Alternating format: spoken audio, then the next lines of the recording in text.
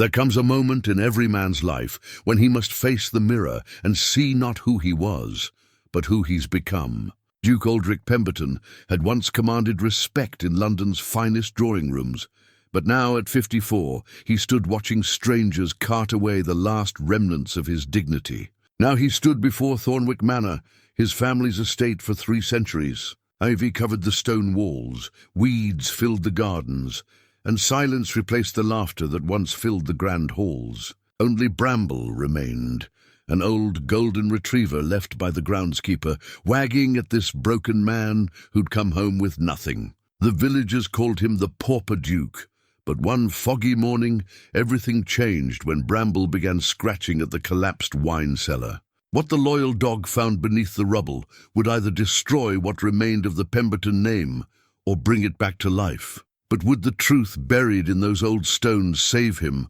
or destroy him? Before we jump back in, tell us where you're tuning in from, and if this story touches you, make sure you're subscribed, because tomorrow I've saved something extra special for you. The morning mist clung to Thornwick Manor like a shroud, and Aldric Pemberton felt it seep into his very bones as he stood in the grand entrance hall that had once welcomed kings and ministers. Now water stains mapped the ceiling like continents of decay, and dust motes danced in shafts of pale sunlight that struggled through grimy windows. The marble floors, once polished to mirror brightness, lay dulled beneath years of neglect and a carpet of fallen plaster.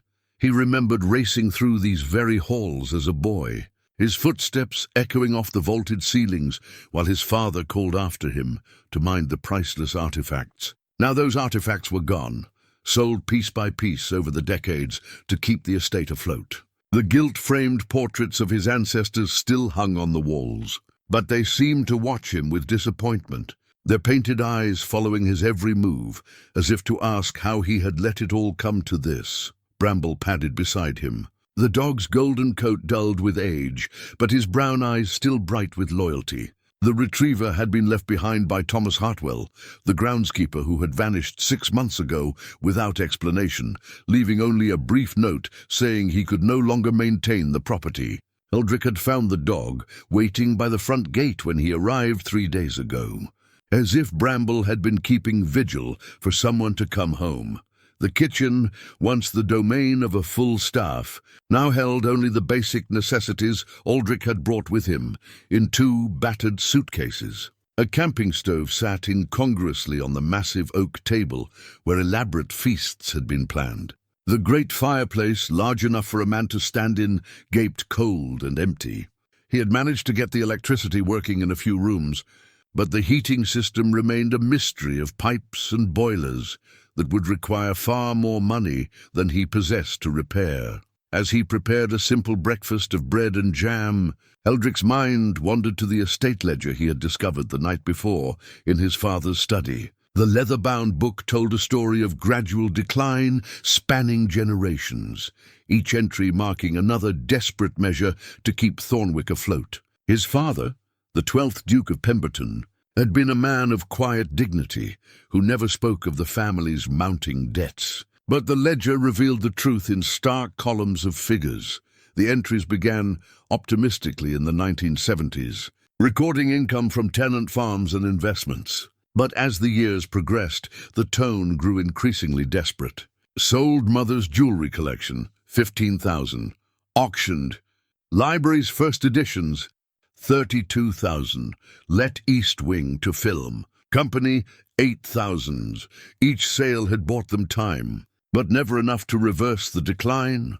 Aldric's own failures seemed insignificant compared to the decades-long struggle his father had waged in silence. The Duke had mortgaged and remortgaged the estate, taken loans against future income that never materialized, and slowly watched the family's legacy crumble. The final entries, in his father's increasingly shaky handwriting, were heartbreaking in their defeated simplicity. Cannot pay staff wages.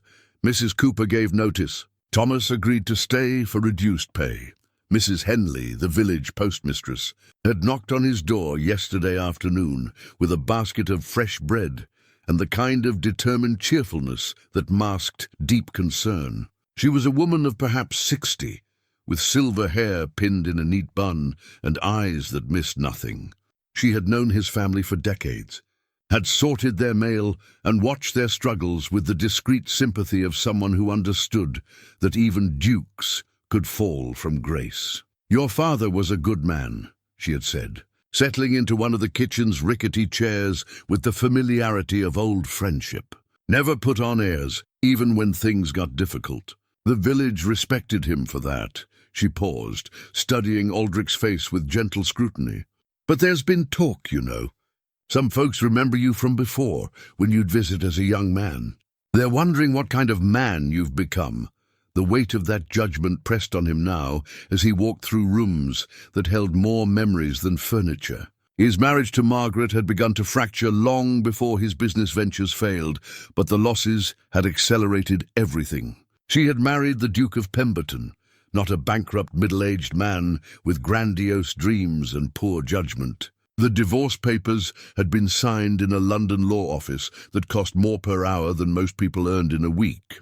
Adding legal fees to his mounting debts, his investment in a tech startup that promised to revolutionize online retail had seemed brilliant at the time. The young entrepreneurs had charts and projections that painted pictures of exponential growth and unlimited potential. Aldric had risked everything, convinced that one bold move could restore his family's fortune. Instead, the company had collapsed within 18 months. Taking his remaining capital and his reputation with it.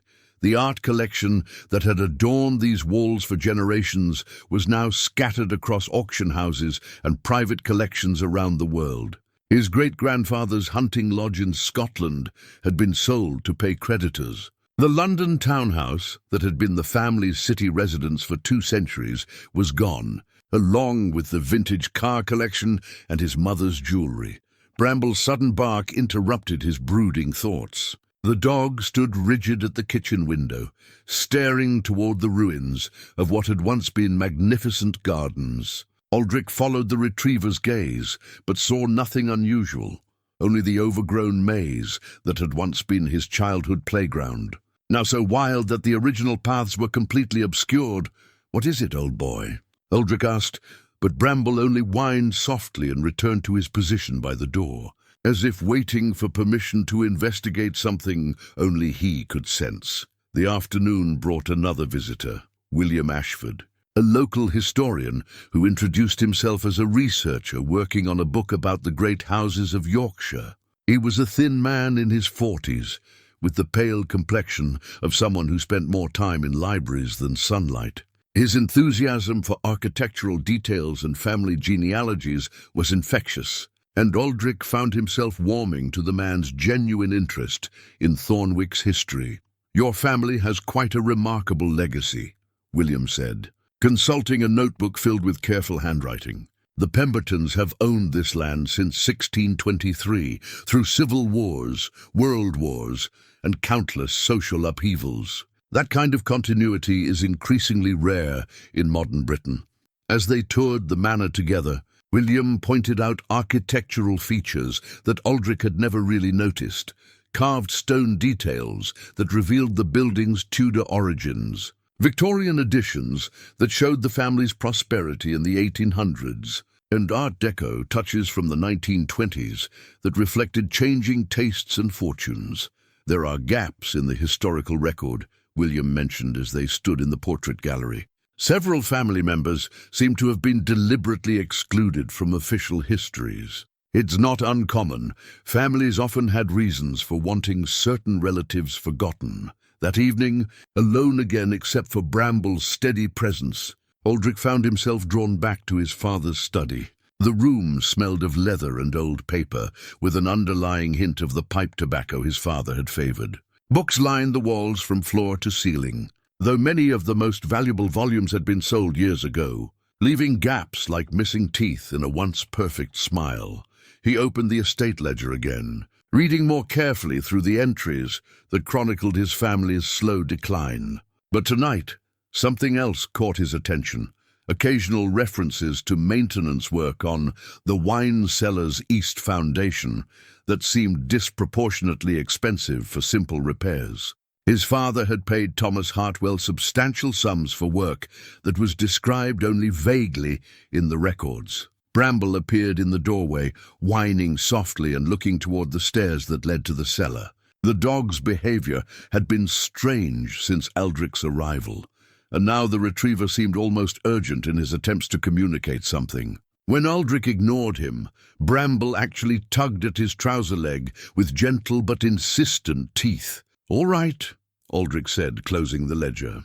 "Show me what's so important down there." The cellar stairs creaked ominously under their weight, and Aldric's flashlight beam revealed a space that had once held hundreds of bottles of fine wine. Now only empty racks remained, their wooden frames draped with cobwebs. But Bramble led him past the main storage area to a section where the stone walls looked different, newer somehow, as if they had been rebuilt or reinforced. The dog stopped at a particular spot and began pawing at the ground, whining with increasing urgency. In the flashlight beam, Aldric could see that this section of the cellar floor was different too. The stones fitted together in a pattern that didn't quite match the rest of the foundation. As he knelt to examine the area more closely, Bramble's pawing became more frantic. And then, impossibly, the dog's claws caught something metallic that gleamed briefly in the light, something that definitely didn't belong buried in a cellar floor from the 1600s. The metallic object glinted in the flashlight beam like a star in the darkness, and Aldric's heart hammered against his ribs as he brushed away centuries of accumulated dirt and debris.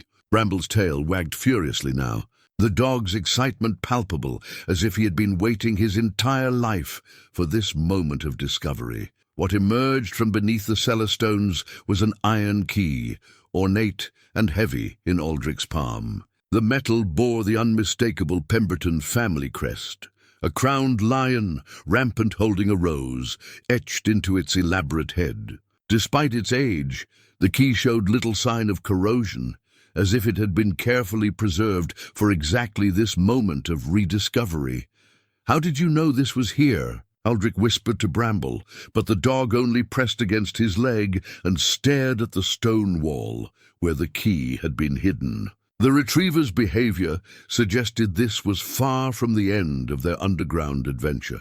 Aldric examined the wall section by section, running his hands over the ancient stones until his fingers found what his eyes had missed, a barely perceptible outline in the mortar, so subtle it could easily be mistaken for natural weathering.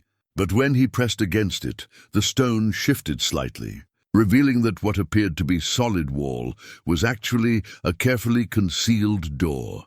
The key fit perfectly into a hidden lock mechanism disguised as decorative ironwork in the stone. As it turned with surprising smoothness, something heavy clicked deep within the wall, and a section of stones swung inward on hinges that, despite their age, moved with well-oiled precision.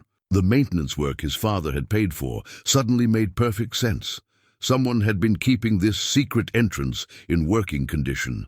Cool air rushed out from the hidden chamber beyond, carrying scents of old paper and leather that spoke of long-sealed spaces. Aldric's flashlight beam penetrated the darkness, to reveal a room that defied every expectation he might have had about what lay behind a concealed door in his family's cellar.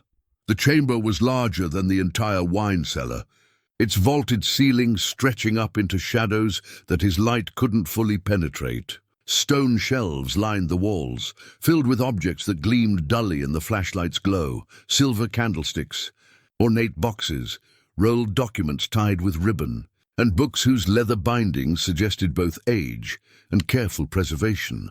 But it was the portrait that dominated the far wall that stopped Aldric in his tracks. The painting depicted a woman in Victorian dress, her dark hair elaborately styled and her intelligent eyes seeming to follow him as he entered her hidden sanctuary.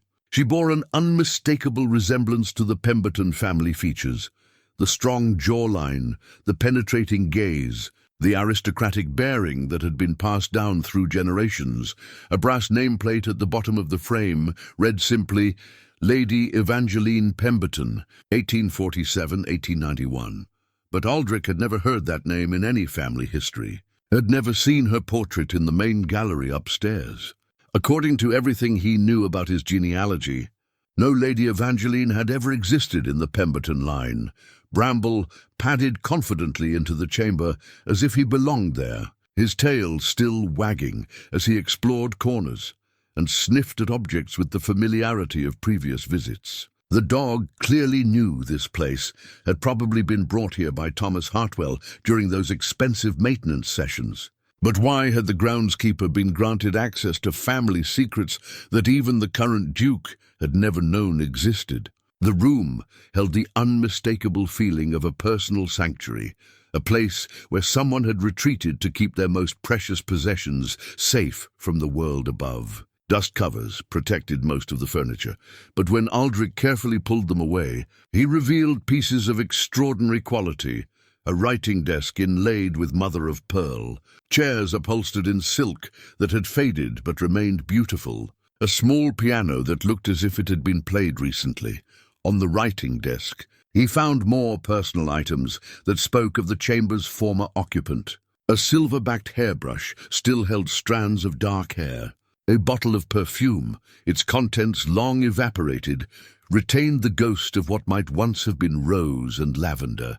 Most intriguingly, a leather portfolio tied with a blue ribbon contained documents that made Aldric's hands tremble as he untied the binding. The papers were correspondence, letters written in a woman's careful hand and addressed to various London solicitors and bank officials. The earliest were dated 1870, and they detailed investment instructions that spoke of surprising financial sophistication.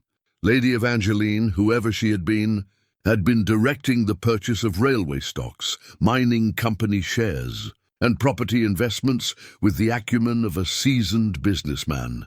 Mr. Pemberton, one letter began, I must insist on the utmost discretion in these matters. My husband must never learn of these transactions, as his gambling debts would consume any profits before they could be properly secured. I'm acting to preserve something for our family's future, but it must be done in absolute secrecy. Another letter, dated several years later, revealed the scope of her hidden activities. The railway investment has returned profits beyond our most optimistic projections. I'm directing that these funds be used to purchase additional mining stocks in Wales and property in London. Should anything happen to me, the instructions in my sealed testament must be followed precisely.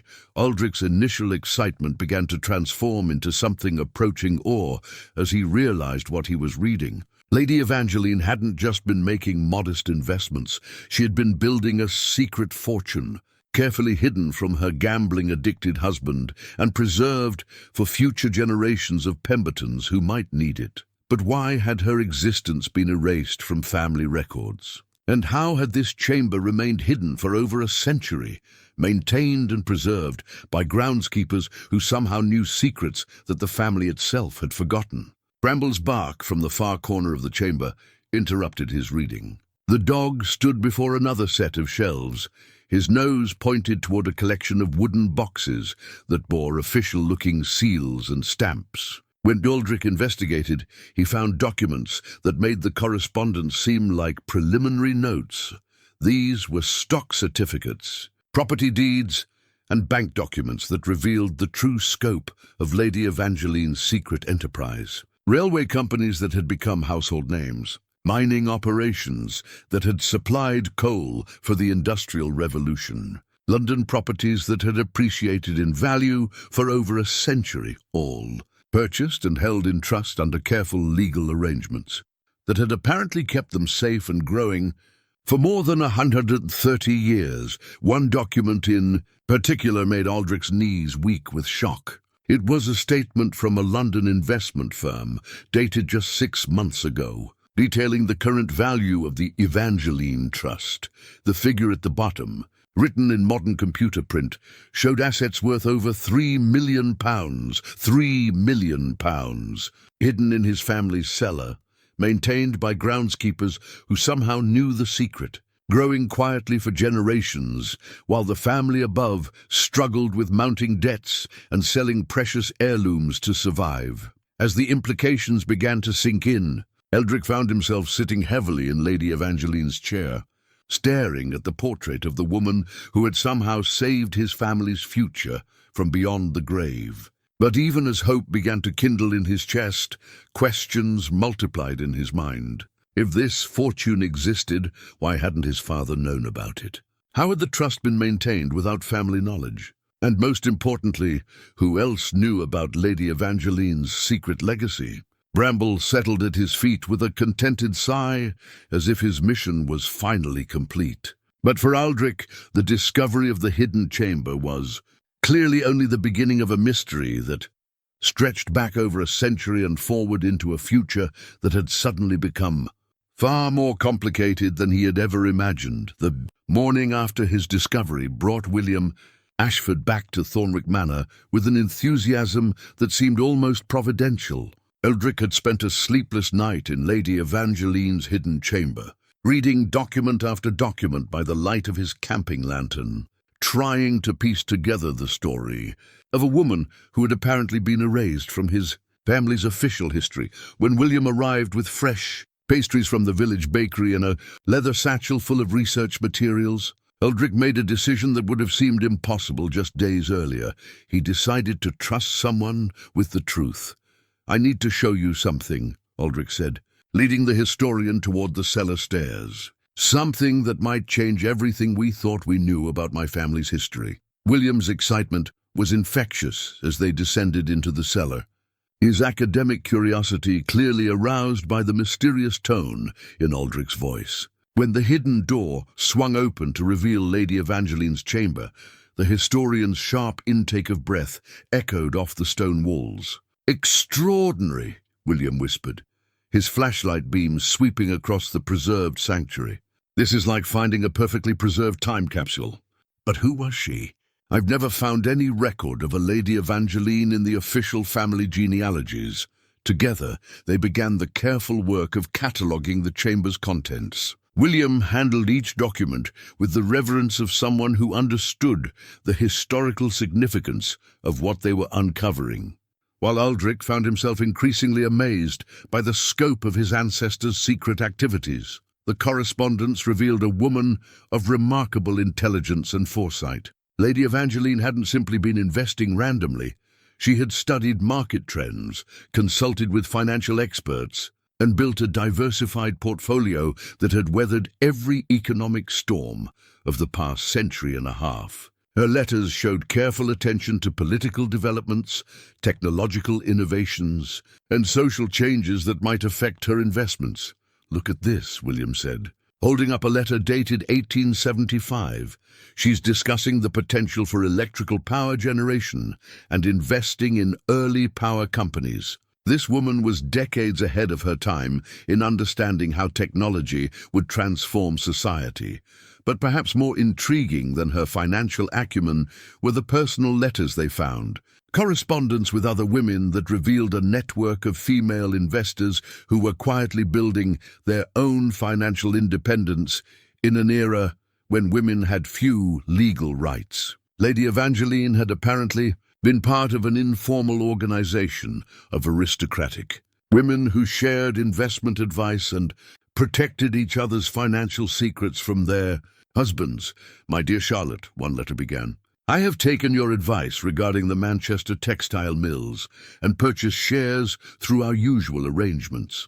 Geoffrey suspects nothing, being far too occupied with his card games to notice the household accounts. I pray your own husband remains similarly oblivious to your London property acquisitions."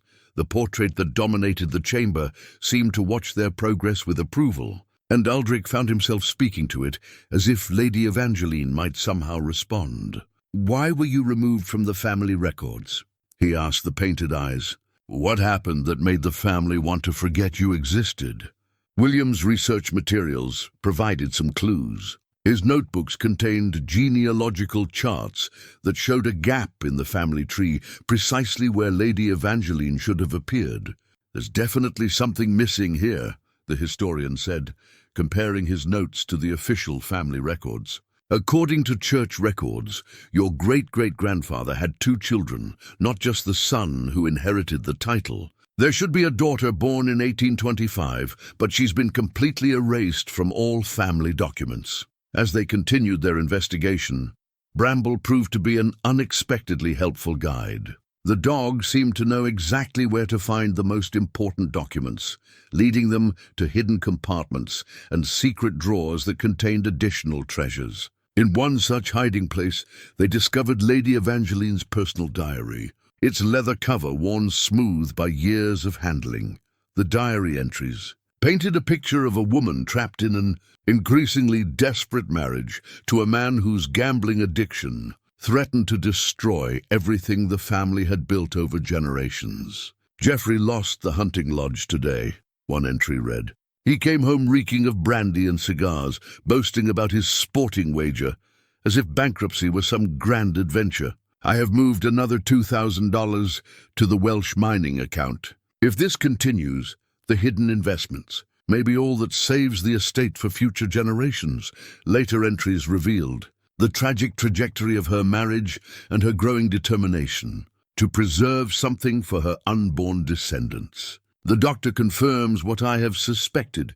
Geoffrey's drinking has affected his mind. He no longer remembers conversations from one day to the next, and his rage, when confronted with his losses, grows more violent. I've begun sleeping in the guest wing and have instructed Thomas's grandfather to seal the chamber whenever Geoffrey brings his gambling friends to the estate.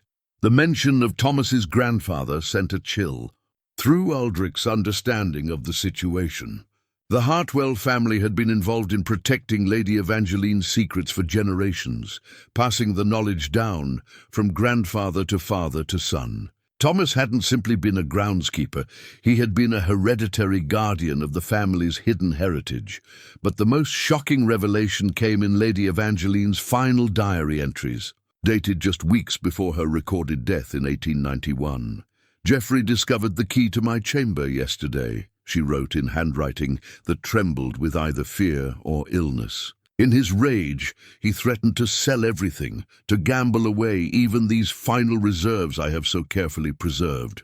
I've hidden the key where only a loyal friend might find it, and I've written new instructions for the trust. If Geoffrey destroys the family name, if future generations lose everything, as I fear they will, my investments will wait for someone worthy to claim them."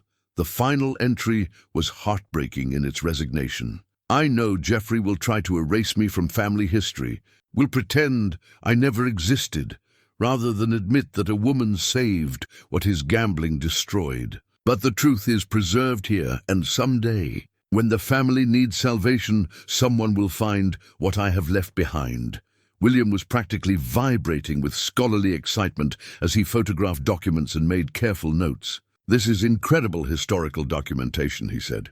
"Not just the financial records, but the insight into Victorian women's lives, the informal networks they created, the ways they worked around legal restrictions. This could revolutionize our understanding of how aristocratic families actually survived the economic upheavals of the 19th century." But for Aldric, the academic significance paled beside the personal revelation. Lady Evangeline hadn't just been an erased relative. She had been a woman who saw the future clearly enough to sacrifice her own recognition to save descendants she would never meet. Her portrait seemed to glow in the lamplight, and he felt a connection across time to this remarkable ancestor who had somehow anticipated his family's downfall and prepared for their redemption. As afternoon faded into evening, they made one more crucial discovery. Hidden behind Lady Evangeline's portrait was a wall safe, its combination written in code in her diary's final pages. Inside, they found the most recent trust documents, updated just 6 months earlier by what appeared to be a London law firm that had been managing Lady Evangeline's legacy for over a century. The current trustees, according to the documents, were a firm called Blackwood and Associates, and their most recent letter contained information that made Aldric's hands shake as he read it. The trust was indeed worth over £3 million, but accessing it required specific conditions to be met, conditions that involved proving legitimate Pemberton lineage and demonstrating a commitment to preserving the estate for future generations. Most intriguingly, the letter mentioned that the trust was not limited to direct descendants of the title holder. As per Lady Evangeline's original instructions, the letter stated, any blood relative of the Pemberton line may qualify for inheritance rights, provided they can demonstrate both lineage and character as defined in the founding documents. William looked up from his own reading with an expression of amazement. Do you realize what this means? Lady Evangeline didn't just create a safety net for the direct line of succession. She created a trust that could potentially include any member of the extended family who found themselves in need. As they carefully sealed the chamber for the night, Aldric felt the weight of possibilities settling on his shoulders. Lady Evangeline had indeed saved his family's future, but claiming that salvation would require navigating legal complexities he was only beginning to understand. More importantly, he was beginning to suspect that he might not be the only potential heir to Lady Evangeline's remarkable legacy. Sarah Chen arrived at Thornwick Manor 3 days later, her black BMW cutting through the morning mist like a blade through silk. She was exactly what Aldric had expected from a London inheritance lawyer, immaculately dressed, professionally confident, and carrying a briefcase that probably cost more than most people's monthly salary. What he hadn't expected was her genuine warmth when she shook his hand, or the way her eyes lit up with interest as he described Lady Evangeline's hidden chamber. In 30 years of inheritance law, Sarah said as they descended into the cellar, I've never encountered anything quite this elaborate. Usually, hidden assets are discovered by accident during estate settlements, not preserved in secret chambers for over a century. Her professional excitement was tempered by careful attention to legal details. As they examined the trust documents in Lady Evangeline's sanctuary, Sarah made notes on her tablet and asked questions that revealed the complexity of their situation. The trust structure is actually quite sophisticated, she explained, photographing key documents with her phone. Lady Evangeline's solicitors created what amounts to a perpetual trust with very specific conditions for inheritance. But there are complications we need to address immediately. The first complication was verification. While the documents appeared authentic and the trust's existence could be confirmed through Blackwood and Associates, proving Aldric's lineage would require more than his word and the family's oral history. The missing genealogical records that had erased Lady Evangeline from official family trees now threatened to complicate his claim to her legacy. We'll need church records, birth certificates, marriage licenses, Sarah explained. Anything that can establish a clear family line from Lady Evangeline to you. The fact that she was deliberately erased from family history actually works. Against us legally, it's created gaps in the documentation that inheritance courts don't like. The second complication was more troubling. According to the trust's founding documents, Lady Evangeline had anticipated that multiple family members might eventually need access to her preserved wealth. The legal language was carefully crafted to prevent any single individual from claiming the entire inheritance unless they were the last surviving member of the Pemberton bloodline. She was protecting against exactly the kind of financial irresponsibility that had threatened the family in her lifetime, Sarah said. The trust is designed to be shared among legitimate heirs, with each person's access limited to what they actually need for estate preservation or family welfare. But the most significant complication emerged when William Ashford arrived with research results that changed everything. They thought they understood about the inheritance. His mornings spent in the local church archives had uncovered records that painted a very different picture of the Pemberton family tree. I found the missing baptismal records, William announced, spreading photocopied documents across Lady Evangeline's writing desk. She wasn't erased from family history because of shame about her financial activities. She was erased because of a scandal that threatened the family's reputation in ways that went far beyond gambling debts. The church records revealed that Lady Evangeline had indeed been the daughter of the 9th Duke of Pemberton, But her marriage to Geoffrey Pemberton had been annulled in 1889, 2 years before her recorded death. The annulment had been granted on grounds of Geoffrey's mental incapacity, which had been legally documented by physicians who testified that his gambling addiction had progressed to a form of mania that made him incapable of managing his affairs. More shocking still, the records showed that Lady Evangeline had given birth to a son in 1890, a child whose existence had been completely hidden from official family records. The boy, named Marcus, had been sent to live with relatives in Ireland, far from the scandal that surrounded his parents' failed marriage. According to these records, William explained, Marcus Pemberton was raised by his mother's cousin and took the name Marcus Hartwell when he came of age. He returned to Yorkshire in 1910 and worked as a groundskeeper at various estates, including Thornwick Manor. The implications hit Aldric like a physical blow. Thomas Hartwell wasn't just a groundskeeper who had been entrusted with family secrets. He was potentially Lady Evangeline's great-grandson, and a legitimate heir to her hidden fortune. Sarah was already making rapid calculations on her tablet. If this is accurate, and if we can verify the lineage, then Thomas Hartwell has equal claim to the inheritance, possibly even stronger claim, since he's maintained the trust's physical security for years and demonstrated the kind of character and commitment that Lady Evangeline valued. The revelation cast Thomas's mysterious disappearance in an entirely new light. Had he discovered his true heritage and simply walked away from a fortune? Was he protecting himself from complications he saw coming? Or was there something else driving his decision to vanish just before Aldric's arrival? Bramble, who had been lying quietly during their legal discussions, suddenly lifted his head and trotted toward the chamber entrance. His tail wagged with excitement, and he gave a single sharp bark that echoed off the stone walls. Footsteps on the cellar stairs confirmed what the dog had somehow sensed. Someone was approaching the hidden sanctuary. Thomas Hartwell appeared in the doorway like a ghost from their genealogical research, his weathered face showing surprise at finding the chamber occupied by strangers. He was a man of perhaps 50, with calloused hands, and the kind of quiet dignity that comes from a lifetime of honest work. His resemblance to the Pemberton family features was subtle but unmistakable once you knew what to look for. The same strong jawline, the same intelligent eyes that characterized the portraits upstairs. "I came to check on Bramble," Thomas said simply, his voice carrying the soft Yorkshire accent that marked him as local-born and bred.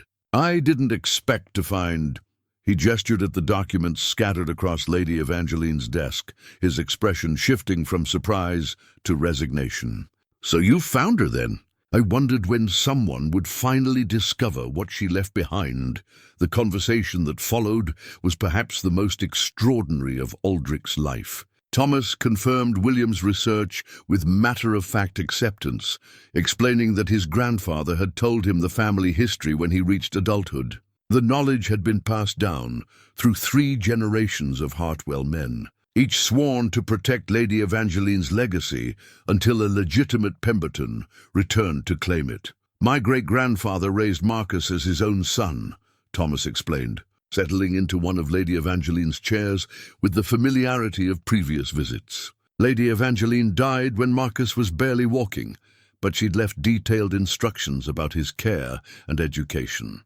The Hartwell family became his guardians, and when he grew up, he chose to stay and work the land, rather than claim a title that came with more debts than dignity. Thomas's own relationship with the inheritance was complicated by decades of watching the estate decline while knowing that salvation lay hidden just beneath his feet. His father had maintained the chamber through the difficult years after World War II, when the family had sold most of their remaining assets to pay death duties. His grandfather had preserved Lady Evangeline's sanctuary through the economic upheavals of the early 20th century.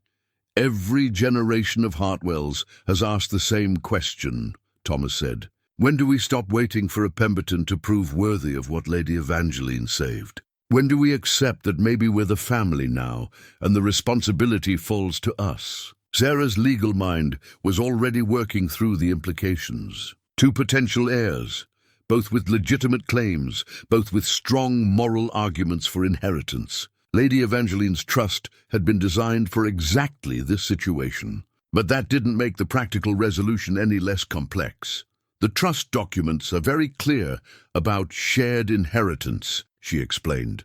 Both of you would have equal access to the funds, with decisions about estate restoration and management requiring mutual agreement. Lady Evangeline obviously anticipated that cooperation would be necessary to preserve what she had built.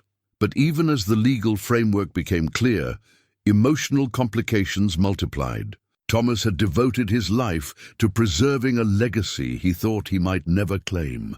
Aldric had discovered salvation at his moment of greatest need, only to learn that it came with responsibilities and partnerships he hadn't anticipated. Most challenging of all was the question of what they owed to the village. Community that had watched the estate decline for decades, while unaware that wealth lay hidden beneath their feet. Lady Evangeline's investments had grown for over a century, but the local economy had struggled as the great house declined and opportunities disappeared. As afternoon light faded outside the chamber, the four of them, Aldric, Thomas, Sarah, and William, found themselves united by discovery but uncertain about the future. Lady Evangeline's portrait seemed to watch their deliberations with knowing eyes, as if she had foreseen this exact moment and trusted them to find the right path forward. The village's reaction to news of Thomas's heritage spread through Thornwick like ripples on a pond, each conversation adding new layers of complexity to an already tangled situation. Mrs. Henley had been the first to learn the truth when Thomas stopped by the post office to collect mail he'd been avoiding for months, and her reaction set the tone for everything that followed. "Thomas Hartwell a Pemberton," she had said, adjusting her spectacles as if better vision might make the revelation more believable. "Well, I suppose that explains why your grandfather always carried himself like he had noble blood. But what does this mean for the rest of us?" That question echoed through every subsequent conversation. At the Shepherd's Arms, the village pub, where local opinion was formed over pints of bitter and plates of shepherd's pie, the regulars debated the implications, with the intensity usually reserved for football matches or general elections. "If Thomas has a claim to the estate," said Harold Whitmore, who'd worked as a handyman around the village for 40 years, "what happens to the Duke? Does he just pack up and leave now that he's found out he's not the only heir?" The situation was complicated by the genuine affection most villagers felt for Thomas. He had been born among them, had attended the local school, and had worked honestly for decades while watching the great house crumble around its absentee owners. His claim to noble blood felt both shocking and somehow inevitable, as if the village had always sensed something different about the quiet man who tended the estate grounds with such obvious love. But Aldric's position was more precarious. He was still the pauper duke to many, a man who had lost his own fortune through poor judgment and now seemed to have stumbled onto salvation through pure luck. His moral claim to Lady Evangeline's legacy was valid, but felt less earned than Thomas's lifetime of faithful service. James Morrison, the local developer who had been circling the estate like a vulture for months, saw opportunity in the confusion. He increased his pressure on both men, suggesting that shared ownership would be impossible to manage and that selling to him would solve everyone's problems cleanly. "You can't run an estate by committee," Morrison argued during an unwelcome visit to the manor. "Two heirs means twice the complications and half the authority. Take my offer, split the proceeds, and let someone with actual capital restore this place properly." Morrison's persistence was beginning to wear on both Aldric and Thomas, but it was his attitude toward the village that revealed his true intentions. During conversations at the pub, he spoke dismissively of local employment needs and made it clear that his vision for Thornwick involved luxury housing development rather than estate restoration. The village needs to modernize, he told anyone who would listen. Clinging to the past with these romantic notions about great houses and noble families won't pay anyone's bills. My development would bring real jobs and real investment to the area. The pressure intensified when anonymous letters began appearing around the village, questioning both men's motives and suggesting that the inheritance was somehow fraudulent.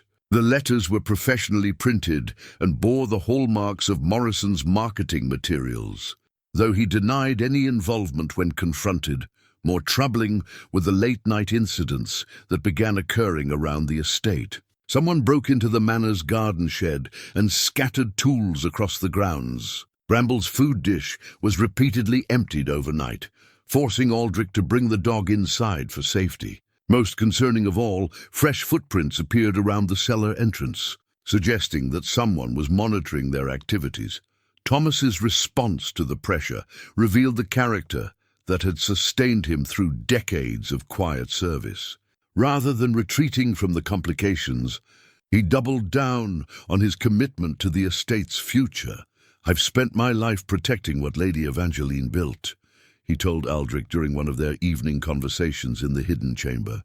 "I'm not about to let fear or greed destroy it, now that we finally have the resources to restore it properly." But the pressure was taking its toll on Aldric in ways that surprised him. Having lived through the public humiliation of bankruptcy and divorce, he thought he had developed thick skin for criticism and doubt. Instead, he found himself questioning whether he deserved Lady Evangeline's legacy at all. "You've been here for decades," he said to Thomas one evening as they catalogued more of Lady Evangeline's documents. "You've preserved all of this while my family was selling off everything valuable piece by piece. Maybe Morrison is right about one thing. Maybe you should be the sole heir." Thomas's response was immediate and firm. "Lady Evangeline didn't create this trust for me alone. She created it for the family, all of the family. Running away from that responsibility because it's complicated doesn't honor what she sacrificed to build this legacy." Their partnership was strengthened by the discovery of Lady Evangeline's family Bible, hidden in a secret compartment of her writing desk. The leather-bound volume contained handwritten genealogical records that traced both family lines with meticulous care. Lady Evangeline had apparently researched her own heritage extensively, documenting connections that went back centuries and forward through carefully maintained records of births, marriages, and deaths. Most significantly, the Bible contained a letter addressed to my future family, sealed with wax that bore Lady Evangeline's personal signet ring. When they opened it together, they found words that spoke directly to their current situation. "If you are reading this, then the family has faced the financial ruin I have long feared, and my hidden provisions have been discovered by those who need them most. Whether you are duke or commoner, whether you bear the Pemberton name or have taken another, if you have found this chamber and read these words, you are family to me. I do not care about titles or bloodlines or social position. I care about character, about love for this land and these people, about the willingness to build rather than merely inherit. The wealth I have preserved is not a reward for noble birth, but a tool for noble purpose. Use it wisely, share it fairly, and remember that true legacy is not what we leave behind, but what we build together." The letter went on to detail Lady Evangeline's vision for the estate's future, not as a monument to aristocratic privilege, but as a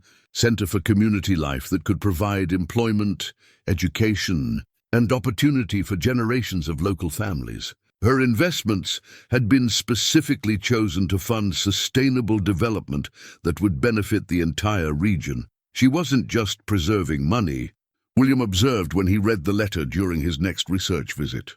She was preserving the possibility of social change, of using inherited wealth for progressive purposes that her own generation couldn't have imagined. But Lady Evangeline's moral clarity didn't resolve the practical pressures bearing down on both men. Morrison's development company had apparently been researching property law and began challenging their inheritance claim through legal channels. Questions were raised about the trust's validity, about proper notification of heirs, about tax implications that had been accumulating for decades.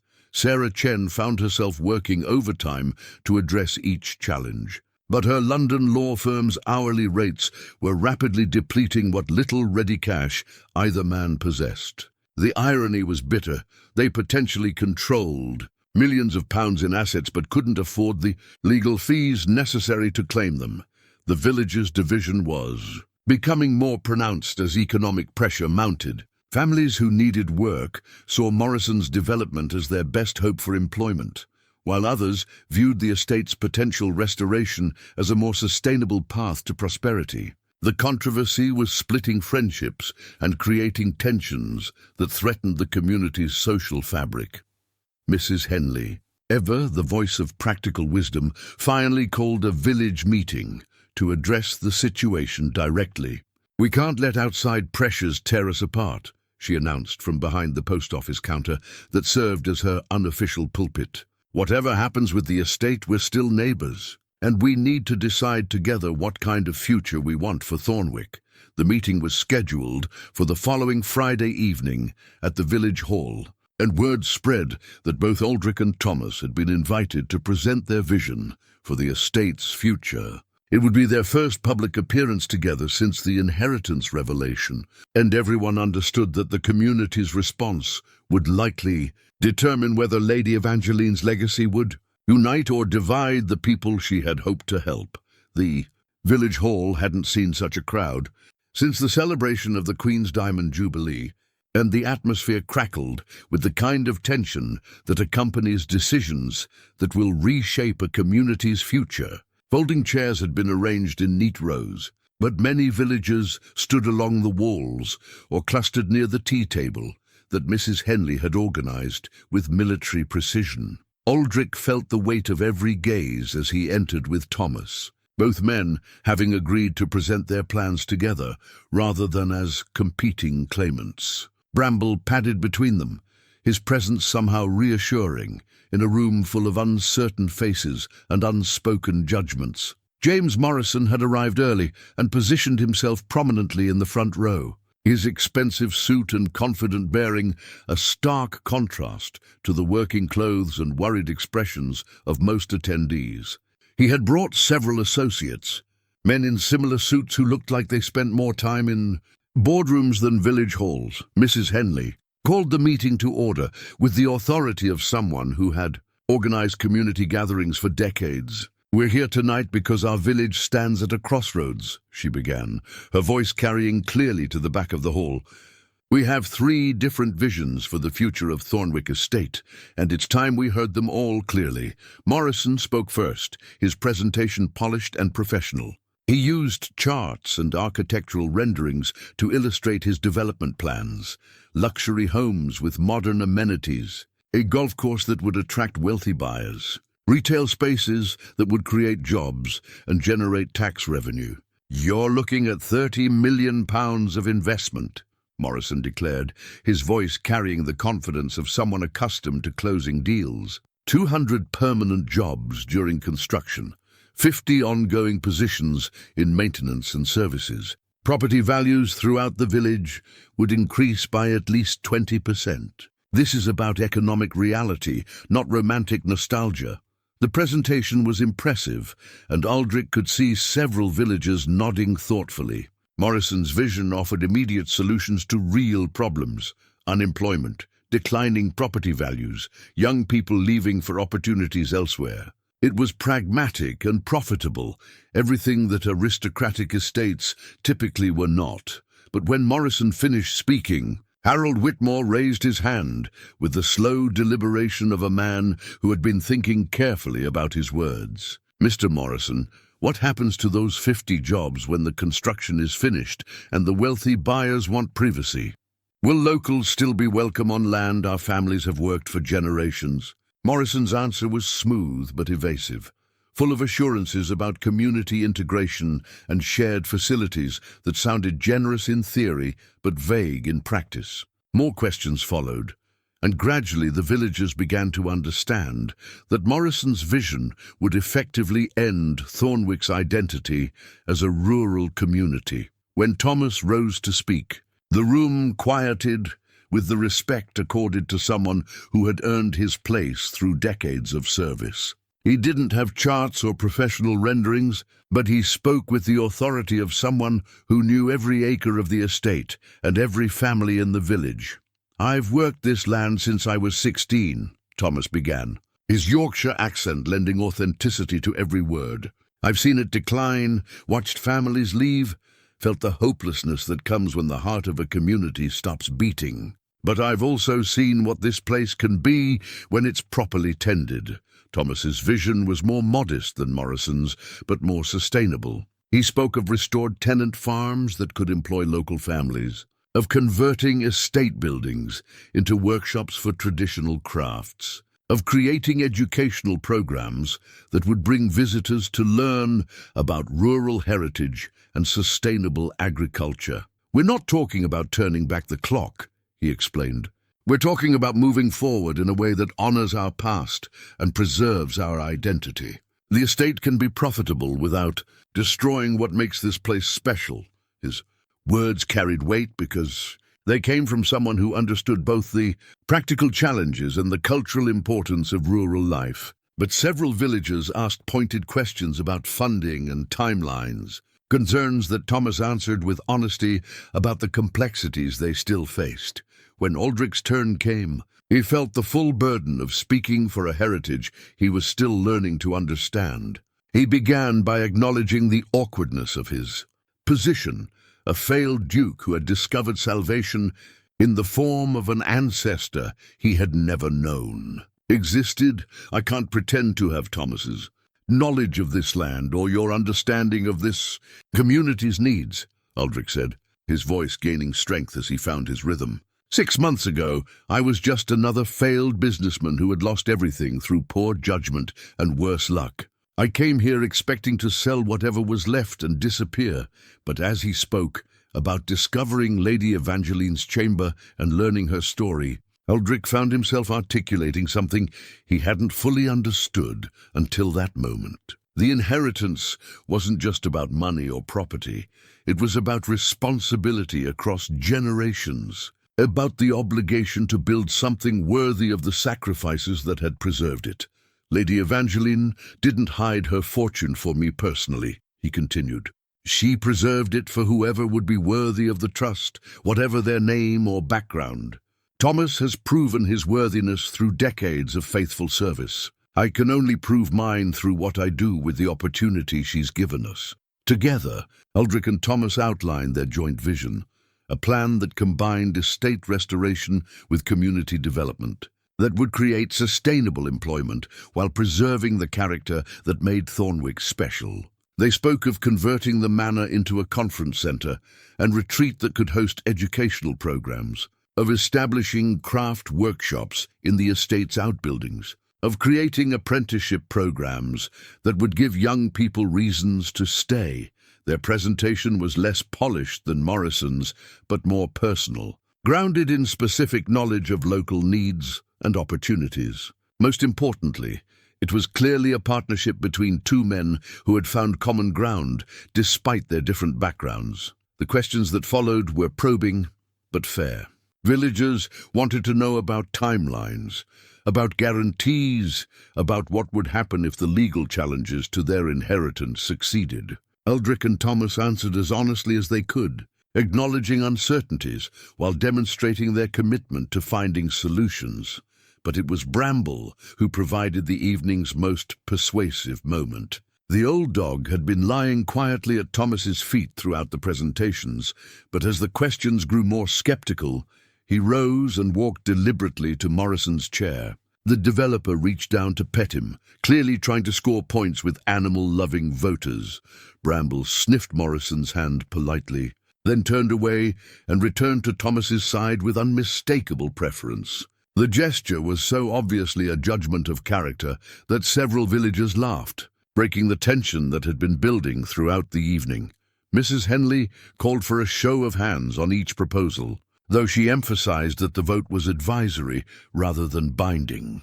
Morrison's development plan received support from perhaps a third of those present, mostly younger families, who needed immediate employment, opportunities, but the estate restoration proposal won clear majority support, with many villagers expressing hope that Aldric and Thomas could overcome the legal obstacles they faced. The vote wasn't unanimous, but it was decisive enough to send a clear message about the community's preferred future. As the meeting broke up, Morrison approached both men with barely concealed frustration. "You're making a mistake," he said. "Noble intentions don't pay mortgages or create jobs. When this romantic experiment fails, don't expect my offer to remain open." But his threats were undermined by the number of villagers who stopped to shake hands with Aldric and Thomas, offering support and volunteering help with their restoration plans. The community had spoken, and their choice was clear. They wanted a future that preserved their identity while creating new opportunities. Walking back to the manor under a canopy of stars, Aldric felt something he hadn't experienced in years: the satisfaction of being part of something larger than his own immediate concerns. The legal battles ahead would be complex and costly, but tonight had proven that Lady Evangeline's vision of using inherited wealth for community benefit wasn't just historically interesting, it was practically achievable. Bramble trotted between the two men with obvious contentment, his tail wagging as if he understood that his humans had finally found the right path forward. The morning after the village meeting brought an unexpected visitor to Thornwick Manor, a courier from Blackwood and associates carrying a sealed envelope that would reshape everything Aldric and Thomas thought they understood about Lady Evangeline's legacy. The letter, written on heavy cream paper with the law firm's embossed letterhead, requested their immediate presence in London for a meeting that had been necessitated by recent developments in the Evangeline Trust matter. The formal language was courteous but urgent, suggesting complications that went beyond the local legal challenges they had been anticipating. Sarah Chen met them at King's Cross Station, her usual professional composure shadowed by concern. "Blackwood and Associates has been managing this trust for over a century," she explained, as their taxi navigated London traffic. "They don't call emergency meetings for routine inheritance disputes. Something significant has changed. The offices of Blackwood and Associates occupied 3 floors of a Georgian building in Bloomsbury, its mahogany-paneled reception area speaking of old money and older traditions. Partners' portraits lined the walls, stern-faced barristers whose careers stretched back to Victorian times. And Aldric recognized the continuity that had preserved Lady Evangeline's secrets through generations of legal custodianship. Mr. Edmund Blackwood himself received them in a conference room that could have hosted cabinet meetings. He was a man of perhaps 70, with silver hair and the kind of measured dignity that comes from handling significant affairs with absolute discretion. But today, his usual composure was strained by developments that clearly troubled him deeply.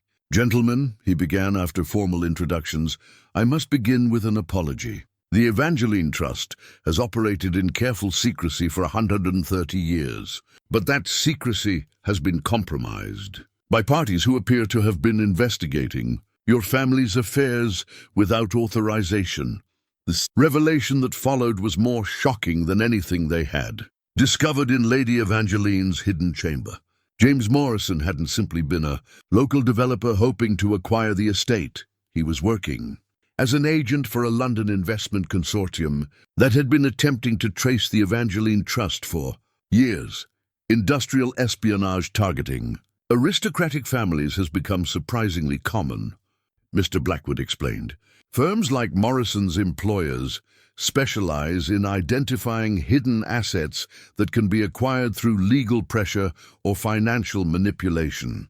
They've been investigating Pemberton family finances for months, probably hoping to force a bankruptcy sale that would give them access to the estate. The investment consortium, according to Blackwood's research, had a history of targeting cash-poor aristocratic families with hidden assets. Their method was sophisticated.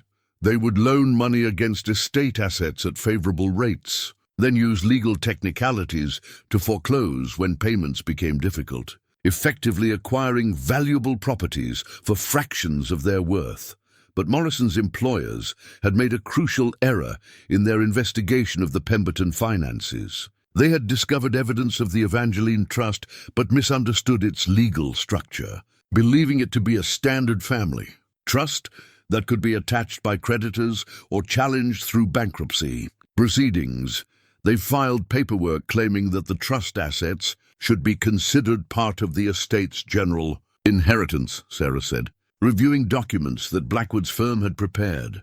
They're arguing that hiding assets from creditors constitutes fraud. Even if those assets were hidden 130 years ago, the legal challenge was more sophisticated than anything Aldric had imagined possible. Morrison's employers had hired one of London's most aggressive commercial law firms, and they were pursuing multiple strategies simultaneously, challenging the trust's validity, questioning the authenticity of Lady Evangeline's documents, and arguing that the inheritance should be subject to modern inheritance taxes on its full current value. But Mr. Blackwood's next revelation provided hope along with complications. The birth certificate that had proved Thomas's heritage was not the only document that had been preserved in the firm's confidential files. Lady Evangeline had also executed a formal will that had never been probated, a document that clarified her intentions in language that would be difficult for any court to misinterpret. The will, preserved in the firm's vault for over a century, contained specific instructions about how her inheritance should be managed in the event of legal challenges. Most importantly, it included detailed provisions for protecting the trust from exactly the kind of predatory legal action they were now facing. Lady Evangeline anticipated this situation with remarkable prescience. Mr. Blackwood said, opening a leather portfolio that contained the original will. She understood that future generations might face financial pressures that would make her hidden assets attractive to creditors or speculators. Her legal provisions were designed to prevent such exploitation. The will established what modern lawyers would recognize as a sophisticated asset protection structure, with the trust assets held in multiple jurisdictions and protected by legal mechanisms that were ahead of their time. More importantly, it contained explicit language, stating that the inheritance was conditional upon recipients, demonstrating commitment to estate preservation and community service. The trust cannot be inherited by someone who intends to liquidate the assets for personal profit, Mr. Blackwood explained. Lady Evangeline's instructions require that beneficiaries commit to using the inheritance for estate restoration and community development. It's essentially a charitable trust with family members as trustees. This legal structure provided powerful protection against Morrison's challenges, but it also imposed obligations that would reshape how Aldric and Thomas could use their inheritance. They couldn't simply divide the money and go their separate ways. They were legally bound to work together as co-trustees of a legacy that belonged as much to the community as to them personally.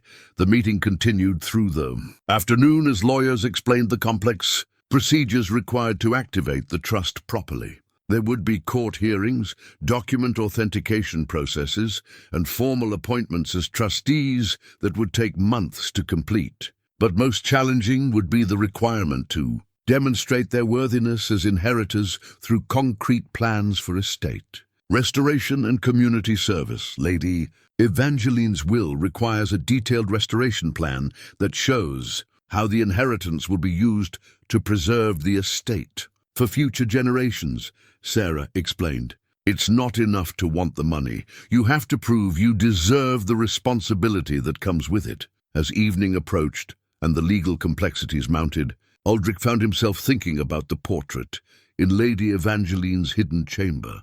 She had faced financial predators in her own time, had watched her gambling-addicted husband squander family assets while she worked secretly to preserve something for the future.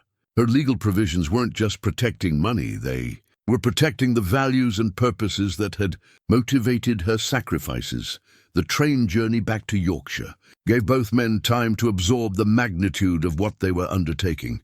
The inheritance was real and substantial, but claiming it would require navigating legal complexities that would test their partnership and their commitment to Lady Evangeline's vision.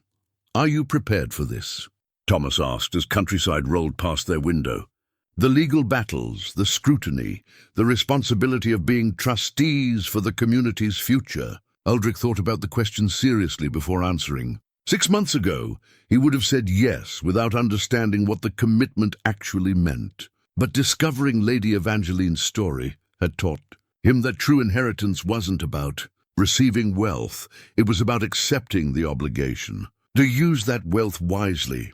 "I don't know if I'm prepared," he admitted, "but I know that walking away would dishonor everything Lady Evangeline sacrificed to build. If you're willing to trust me as a partner, I'm ready to prove that we deserve what she left behind." The handshake as the train pulled into York Station was more than an agreement between two men. It was a covenant with history, a promise to honor the remarkable woman whose foresight had made their redemption possible. The legal battles ahead would be complex and costly, but they would face them together, as Lady Evangeline had always intended her heirs to do. The legal preparation for defending Lady Evangeline's trust consumed the following weeks with an intensity that left both Aldric and Thomas exhausted, but increasingly determined. Sarah Chen had assembled a formidable legal team, but their expertise came at costs that rapidly depleted the modest funds either man possessed. The irony was bitter. They were fighting for access to millions of pounds while struggling to pay for legal representation that might cost them everything they had left. The Blackwood firm's conference room became their second home as they worked with historians, genealogists, and forensic document experts to build an unassailable case for their inheritance. Every piece of evidence had to be authenticated, every family connection verified, every legal precedent researched and documented. Lady Evangeline's foresight in preserving detailed records was proving invaluable. But translating 19th-century legal language into modern court proceedings required meticulous attention to detail. William Ashford had thrown himself into the historical research with scholarly passion, uncovering church records, census data, and newspaper archives that painted an increasingly complete picture of Lady Evangeline's life and times. His discoveries revealed a woman who had been far more influential than family history, suggested a pioneer in women's financial independence who had corresponded with other aristocratic ladies across Europe about investment strategies and legal protections. She wasn't just hiding money from her husband, William explained during one of their strategy sessions. She was part of an informal network of women who were quietly revolutionizing how inherited wealth could be managed and preserved. Lady Evangeline's trust structure influenced similar arrangements across Britain. She was essentially creating financial tools that wouldn't become common for another century. But while their legal case grew stronger with each discovered document, the pressure from Morrison's consortium intensified in ways that went beyond courtroom challenges. Anonymous letters appeared throughout the village, questioning whether two pretend aristocrats could be trusted with the community's economic future. Rumors spread about cost overruns and delays that would supposedly bankrupt the restoration project before it began.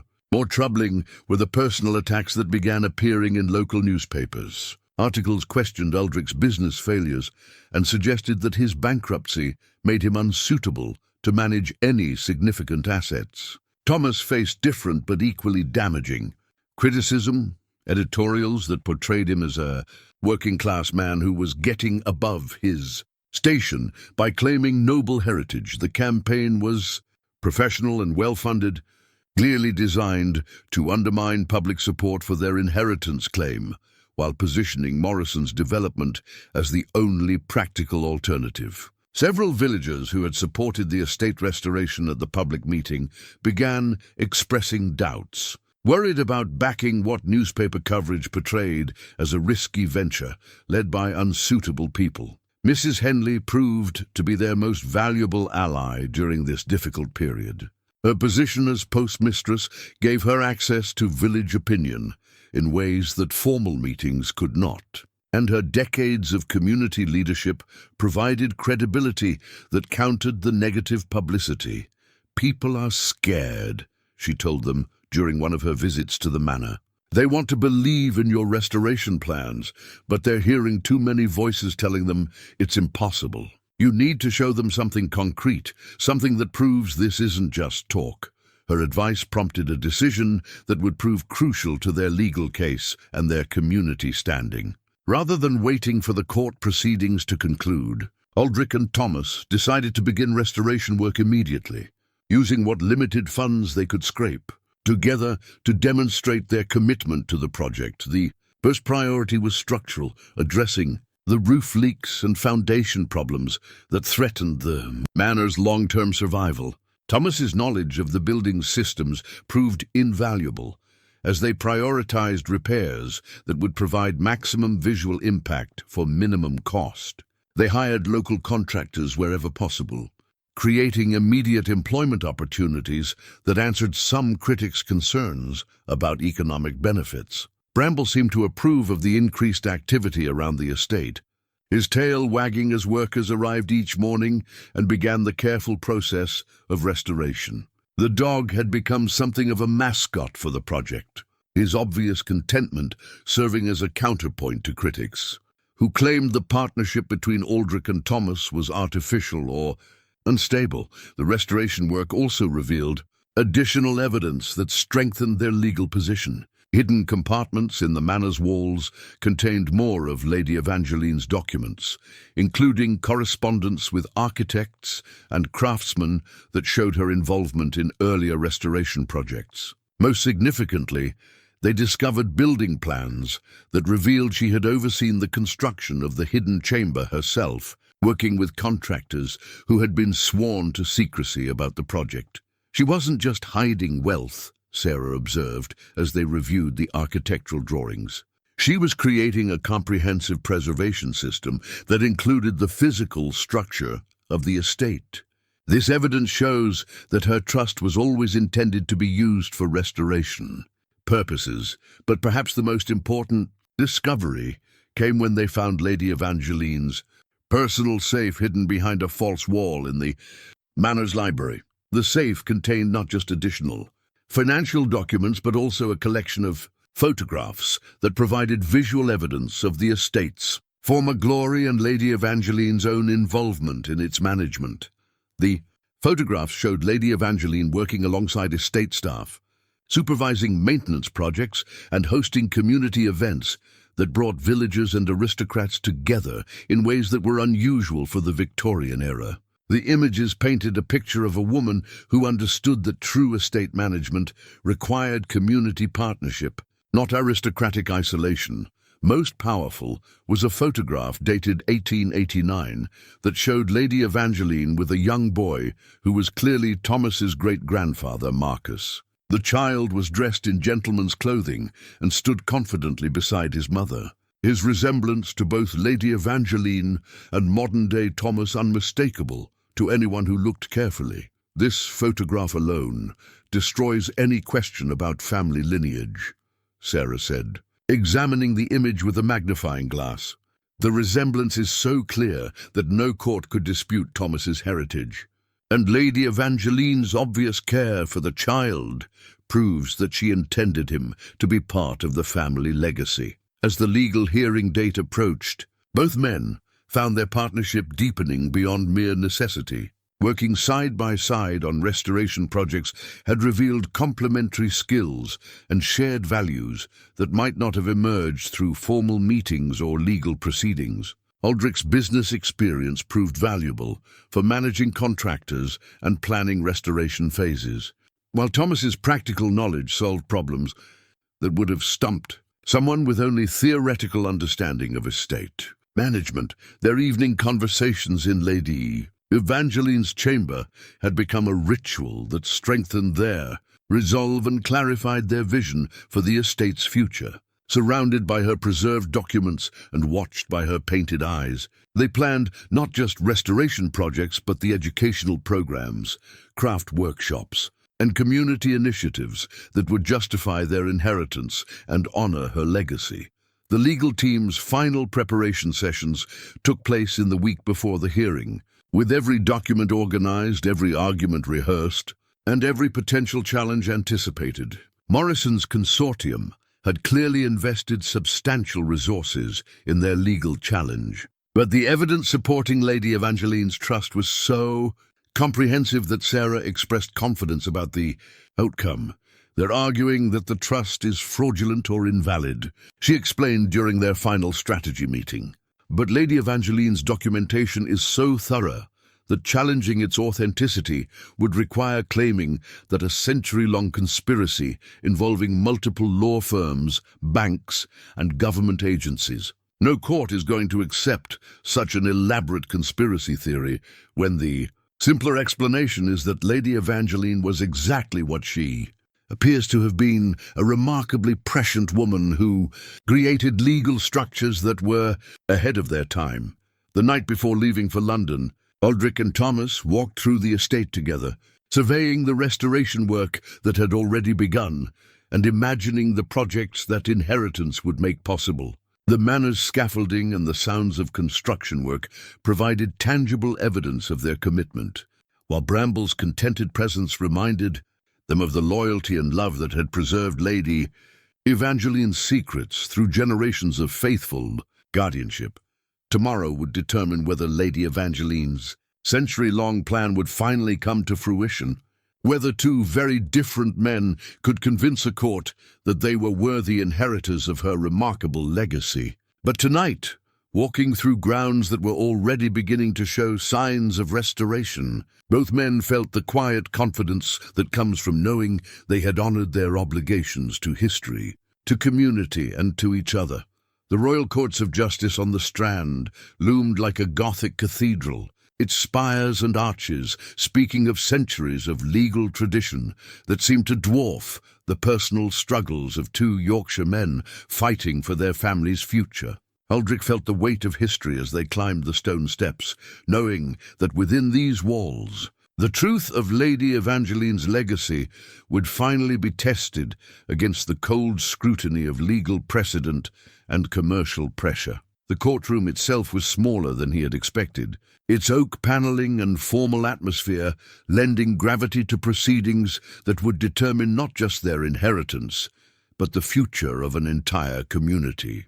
Morrison sat with his legal team at one table, their expensive suits and confident manner reflecting the substantial resources backing their challenge. At the opposing table, Sarah Chen and the Blackwood firm's senior partners arranged documents with the methodical precision of lawyers who had built their case on irrefutable evidence. Mr. Justice Pemberton, a coincidence of names that drew raised eyebrows from court officials, presided with the kind of measured authority that comes from decades of experience with complex inheritance disputes. His opening remarks established that the hearing would focus on three central questions: the authenticity of Lady Evangeline's trust documents, the validity of the claimant's genealogical evidence, and the legal standing of inheritance conditions that had been established over 130 years earlier. Morrison's legal team opened with arguments that were as polished as they were predictable. They challenged the trust's authenticity, suggesting that documents claiming to be from the 1870s were too convenient in their preservation and too sophisticated in their legal language for the Victorian era.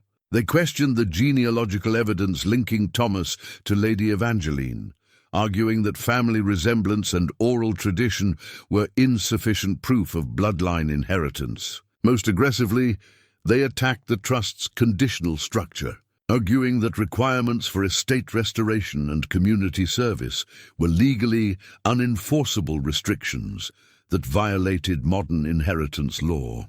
Their position was that any legitimate inheritance should be subject to standard probate procedures and available for creditor claims, regardless of the original intentions behind the trust's creation. "My lord," Morrison's lead counsel argued. "We are dealing with an elaborate attempt to shield assets from legitimate creditors through retroactive legal maneuvering.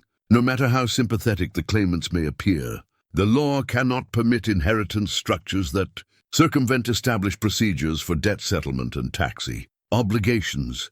The arguments were technically sound, but felt hollow in the face of the evidence that Sarah Chen began presenting in methodical detail. Document after document emerged from the Blackwood firm's files, correspondence between Lady Evangeline and her solicitors, bank records showing the steady growth of her investments, legal opinions from Victorian barristers who had helped structure the trust according to laws that were well established in their era. Most compelling was the testimony of Edmund Blackwood himself, whose firm had maintained the trust through 4 generations of partners.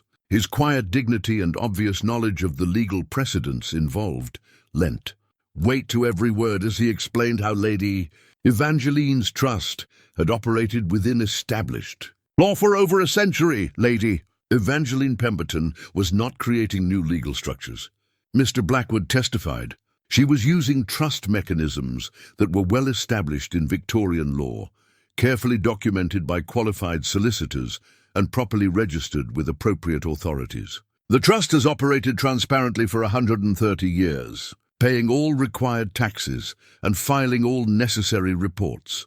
But it was the genealogical evidence that provided the hearing's most dramatic moments. William Ashford had prepared a comprehensive presentation that traced both family lines through church records, census data, and official documents that left no reasonable doubt about the bloodline connections. The photograph of Lady Evangeline with young Marcus was particularly powerful, its visual evidence of family resemblance speaking more clearly than pages of written testimony. Thomas's own testimony proved to be a turning point in the proceedings. His quiet dignity and obvious knowledge of the estate's history impressed even Morrison's legal team, while his explanation of how the Hartwell family had preserved Lady Evangeline's secrets for generations revealed a level of commitment that transcended mere financial interest. "I could have walked away at any time," Thomas said when questioned about his motives. "For decades, my family preserved that chamber knowing we might never benefit from what it contained. We did it because Lady Evangeline trusted us with something precious, and that trust was more important than any personal gain." The judge's questions revealed a sharp legal mind, grappling with precedents that stretched across centuries of inheritance law. He was particularly interested in the conditional nature of Lady Evangeline's bequest, noting that modern charitable trusts operated on similar principles of conditional inheritance tied to specific purposes. When Aldric took the witness stand, he felt the full weight of Lady Evangeline's expectations pressing down on him like a physical force. Everything he said would be scrutinized, not just for legal accuracy, but for evidence of the character that Lady Evangeline had demanded from her inheritors. The courtroom fell silent as he began to speak, his voice steady despite the magnitude of what hung in the balance. 6 months ago, he was a failed businessman who had lost everything through poor judgment and worse luck, Aldric began, his honesty clearly surprising Morrison's legal team, who had expected defensive denials of his financial failures. "I came to Thornwick Manor expecting to find nothing but ruins and debt, planning to sell whatever remained and disappear from a legacy I had dishonored through my own failures." His testimony traced the journey from that first morning with Bramble to the discovery of Lady Evangeline's chamber, but more importantly, it revealed his growing understanding of what inheritance truly meant. He spoke about learning to see the estate not as property to be exploited, but as a trust to be preserved. About discovering that true nobility came from service rather than birthright. "Lady Evangeline didn't preserve her fortune for me personally," Aldric continued, his eyes finding Thomas among the courtroom observers. "She preserved it for whoever would prove worthy of the responsibility, whatever their name or background.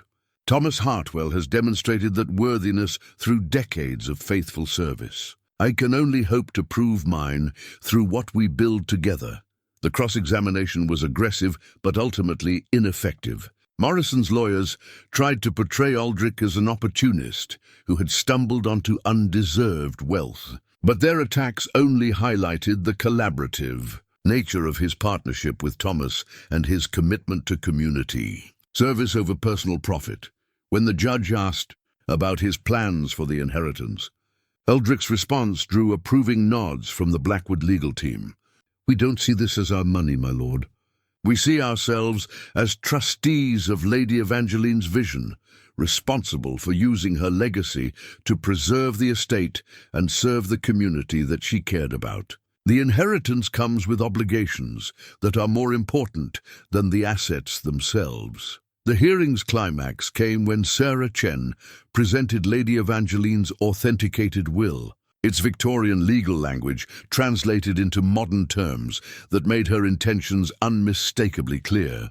The document's provisions for conditional inheritance, community service, and estate preservation were shown to be consistent with established legal precedents, while its protection mechanisms were revealed as sophisticated but entirely legitimate trust structures.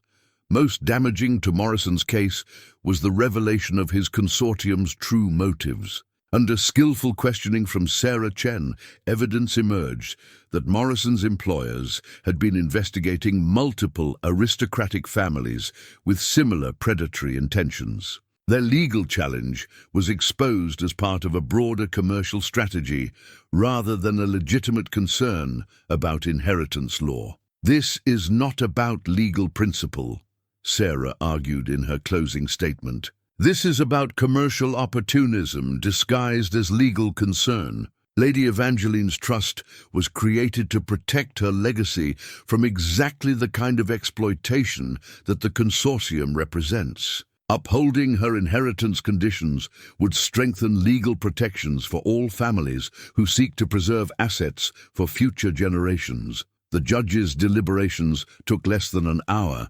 suggesting that the evidence had been as compelling to him as it seemed to the courtroom observers. When he returned to deliver his verdict, his expression revealed nothing.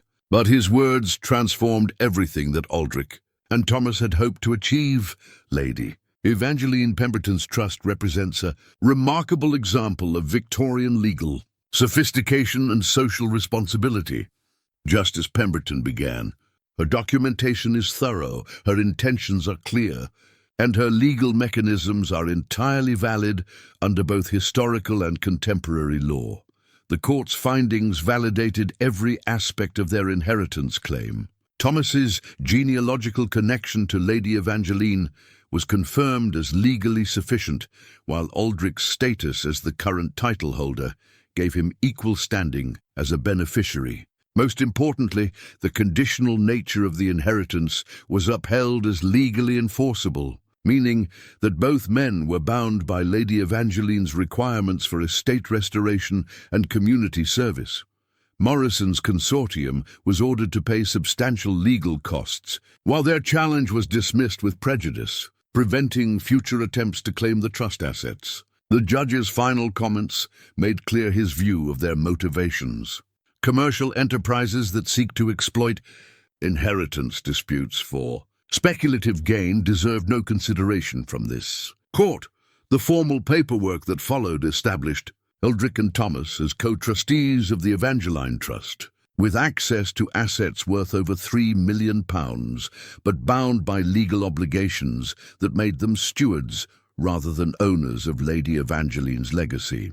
Bank accounts were unfrozen, investment portfolios were transferred to their control, and legal mechanisms were put in place to ensure that the inheritance would be used according to Lady Evangeline's vision. Walking down the courthouse steps into London sunshine, both men felt the profound relief of vindication mixed with the weight of responsibility that came with their victory.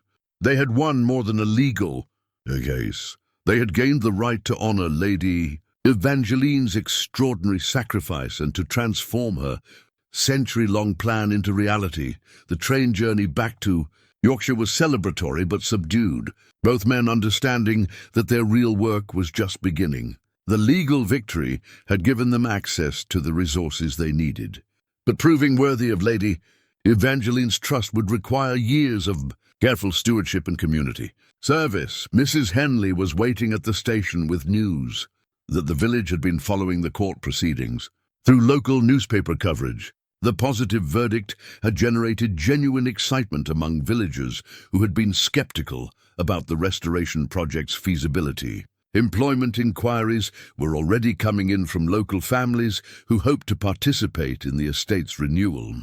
That evening, in Lady Evangeline's chamber, they sat before her portrait with the legal documents that made them official trustees of her legacy.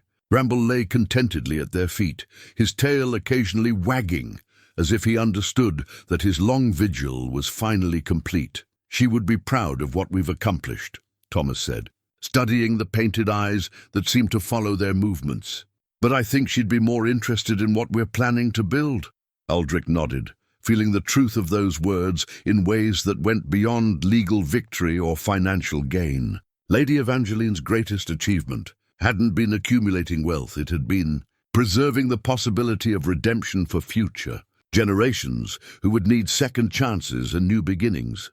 18 months after the court victory, Thornwick Manor stood transformed, not back to its Victorian grandeur, but into something that Lady Evangeline might have found even more satisfying.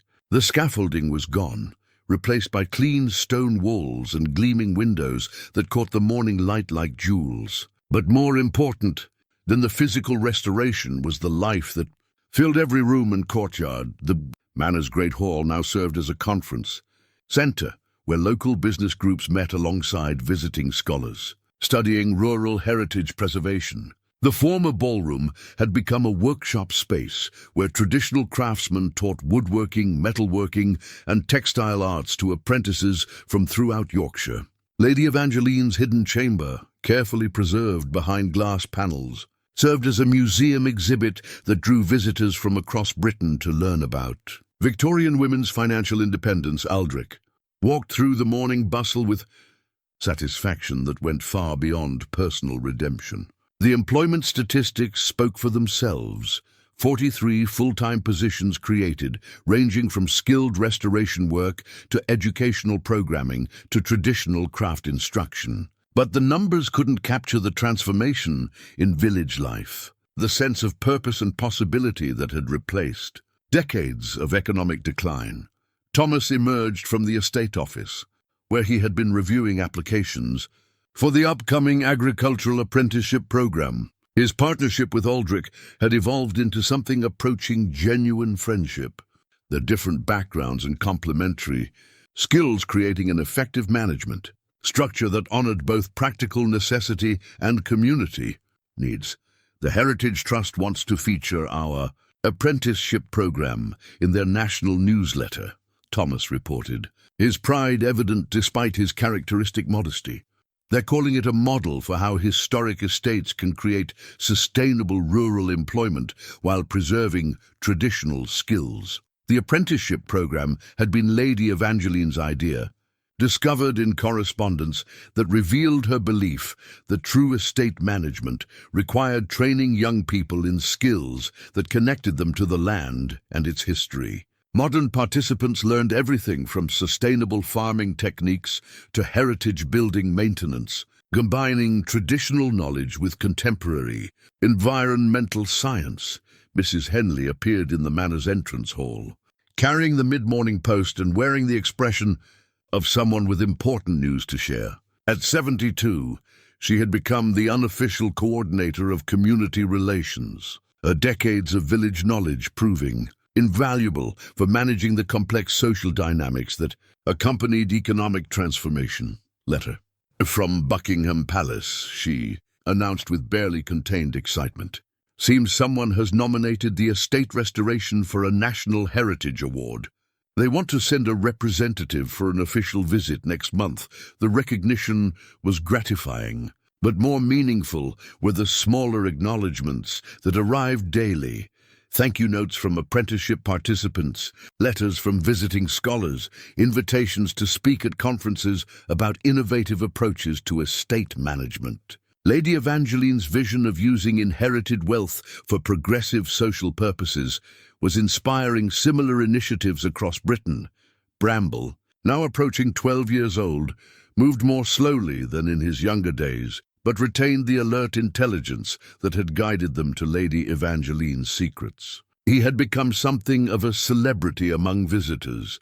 His story featured in newspaper articles about the estate's transformation. More importantly to the dog himself, he was surrounded by the activity and purpose that had always been missing from his solitary years as guardian of empty rooms. The estate's financial management reflected Lady Evangeline's careful balance between preservation and progress. The trust's investment portfolio continued to grow under professional management, but its income was reinvested in restoration projects and community programs rather than distributed as personal wealth. Both Aldric and Thomas drew modest salaries for their management responsibilities, but their primary compensation came from knowing they were fulfilling the obligations that came with inheritance. The village itself showed visible signs of renewal. Property values had indeed increased, but unlike Morrison's development vision, the changes enhanced rather than destroyed Thornwick's character. Young families were staying in the area because of employment opportunities, while new businesses had opened to serve the increased visitor traffic that came with the estate's educational programs. The memorial garden that had been created to honor local history had become a popular gathering place for village events. Its design incorporating elements that reflected both aristocratic heritage and working-class pride. Lady Evangeline's portrait, now professionally restored and displayed in the manor's main gallery, watched over celebrations that brought together people from all walks of life. But perhaps the most satisfying transformation was in Aldric himself. The broken duke, who had arrived 18 months earlier, had been replaced by a man who understood that true nobility came from service rather than inheritance. His business failures, once sources of shame, had become valuable experience that helped him manage complex restoration projects and community partnerships. His relationship with Thomas had evolved beyond mere partnership into the kind of friendship that bridges different backgrounds through shared purpose. They disagreed regularly about priorities and methods, but their arguments were productive rather than destructive, leading to solutions that neither could have developed alone. On this particular morning, they were preparing for a special celebration, the first anniversary of the court victory and the official opening of Lady Evangeline's memorial exhibition. The entire village had been invited, along with representatives from heritage organizations and government agencies that were studying their model for potential replication elsewhere. As evening approached and guests began arriving, Aldric found himself standing in Lady Evangeline's restored chamber, now beautifully lit and arranged for public viewing. Her portrait dominated the space, but visitors could also see her writing desk, her correspondence, and the carefully preserved documents that revealed her remarkable story. Thomas joined him, carrying a small wrapped package that he placed carefully on Lady Evangeline's desk. "I had this made for tonight," he said, unwrapping a brass nameplate that read, "Lady Evangeline Pemberton, 1847 to 1891, visionary, preservationist, friend to future generations." The plaque would replace the simple nameplate that had identified her portrait for over a century, giving her the recognition that family shame and Victorian prejudices had denied her during her lifetime. It was a small gesture, but one that completed the restoration of her legacy in ways that went beyond financial assets or legal victories. The evening celebration filled the manor with laughter and conversation that would have delighted Lady Evangeline, who had always believed that great houses should serve communities rather than isolate aristocrats. Children from the village played in gardens that had been restored to welcoming beauty, while their parents toured workshops where traditional skills were being preserved for future generations. As the last guests departed and quiet settled over the estate, Aldric and Thomas walked through grounds that hummed with purposeful activity even in the darkness. Solar lights marked pathways between workshop buildings, Security systems protected valuable equipment, and the sounds of contentment came from restored quarters where residential apprentices were settling in for the night. Bramble padded between them with the satisfaction of a dog whose long vigil had ended in triumph, his tail wagging as they completed their evening rounds. Tomorrow would bring new challenges and opportunities, new visitors to welcome and new projects to plan. But tonight, standing beneath stars that had watched over Thornwick for centuries, both men felt the deep satisfaction that comes from honoring obligations to history while building hope for the future. Lady Evangeline's legacy was secure, her vision realized in ways that honored both tradition and progress. The pauper duke and the working-class groundskeeper had proven worthy of her trust, transforming hidden wealth into visible community benefit and demonstrating that true inheritance lies not in what we receive, but in what we preserve for those who come after us.